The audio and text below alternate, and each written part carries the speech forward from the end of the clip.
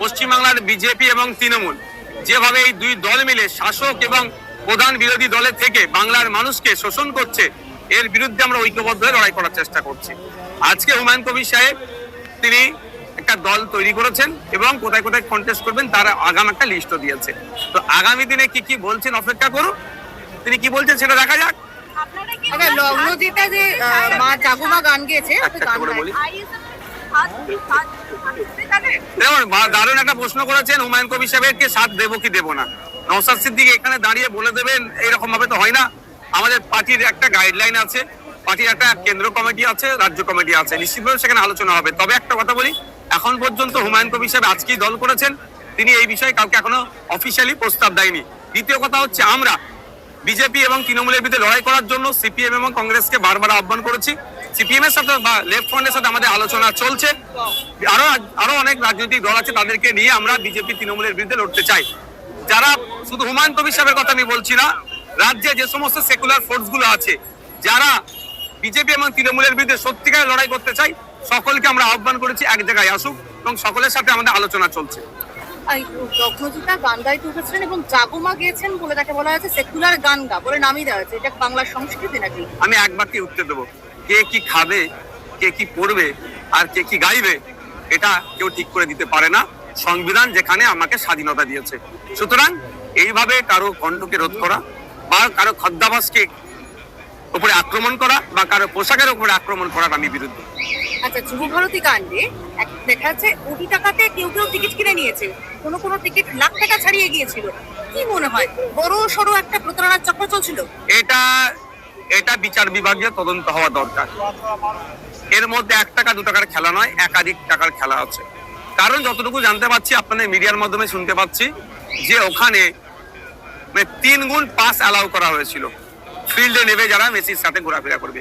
আবার জানতে পারলাম ছবি তোলার জন্য নাকি কোটি টাকা এই ধরনেরও ব্যবস্থা করা ছিল। সেটা সম্পূর্ণ অবৈধ পন্থা অবলম্বন করে করেছে। এটা এক প্রকার জুয়া, অন্যায়, ঘুষদিয়াদির ব্যাপার। এটা তদন্ত হওয়া দরকার। তবে বাংলার ফুটবল প্রেমী মানুষের মননে, বাঙালির মননে যে ক্ষোভে হয়েছে, মমতা ব্যানার্জি তড়িঘড়ি ক্রীড়ামন্ত্রীকে প্ল্যানিং করে ইস্তফা দেওয়া করালেন। এটা দিয়ে বাংলার মানুষ যে দুর্নীতি হয়েছে সেটাকে মেনে নেবে না। মমতা ব্যানার্জি যদি সৎ সাহস থাকে তাহলে তিনি ঘোষণা করুন, যারা টিকিট কেটে ওই দিনকে গিয়েছিল তাদের প্রত্যেকের টিকিটের টাকা ফেরত দিতে হবে এবং যুবভারতী স্টেডিয়ামে যে সমস্ত ক্ষতি হয়েছে অর্গানাইজারদের থেকে এবং যারা ওই ফিল্ডে ছিল ওই দিনকে, যাদের জন্য এত বিশৃঙ্খলা হলো, তাদের কাছ থেকে পূরণ করা হবে এই ব্যবস্থা। বিএলএদের নিয়ে বৈঠক করছে এবং সেখানে মাইক কিছুক্ষণ বন্ধ হয়ে যায়, তখন উনি বলেন সাবোটাজ হচ্ছে নাকি। নেতাজি ইন্ডোর, তারই লোকজন সবকিছু রয়েছে, কোথাও কি ভয় এমন ঢুকে গেছে যে সবকে সাবোটাজ দেখছে? দেখুন, মমতা ব্যানার্জি বিএলএদেরকে নিয়ে বৈঠক করার রাইট আছে কি আমার জানা নাই। প্রথম কথা, বিএলএ আচ্ছা ও এজেন্টদের, ওনার পাঠিয়ে সেখানে ওনার লোক নেতাজি ইন্ডিয়ান স্টেডিয়াম হচ্ছে ক্রীড়ামন্ত্রীর আন্ডারে, মাইক তার, সাউন্ড বক্স তার, সব তারপরে সাপোর্ট হচ্ছে।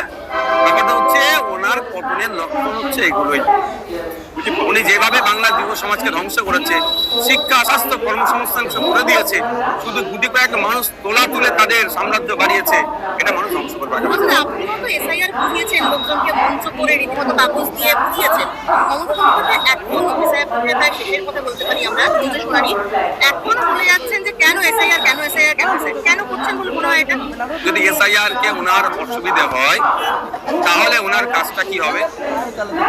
উনি প্রায় 90,000 অফিসার কেন দিলে এসআইআর করার জন্য? উনি তো তাহলে অফিসার দিয়া থেকে বিরত থাকতো। শুধু তাই নয়, এই অফিসারদের সাম্মানিক ভাতাটাও আমাদের রাজ্যের কোষাগার থেকে দিতে হচ্ছে। দ্বিতীয়ত হচ্ছে, উনি ফর্মটা তাহলে গ্রহণ করলেন কেন?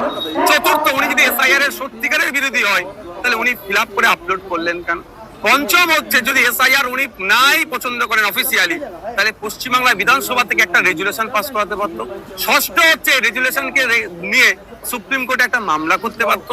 এত কিছু প্রভিশন থাকার পরেও শুধুমাত্র বাংলার মানুষকে বোকা বানানোর জন্য এসআইআর হবে না, এসআইআর পছন্দ করি না বলে মানুষকে বোকা বানাচ্ছে।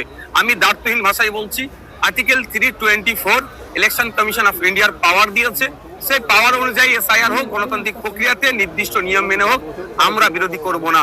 কিন্তু যদি নির্বাচন কমিশন আর্টিকেল 326 আমার ভোটদানের যে অধিকার আছে, স্বাধীনতা আছে, যদি কোনো বৈধ ভোটারের বিরুদ্ধে গিয়ে তার ভোটাধিকার যদি কেটে দেয়, তাহলে নির্বাচন কমিশনের বিরুদ্ধে আমরা কথা বলবো, আইনি লড়াই করবো, মাঠে ময়দানে লড়াই করবো।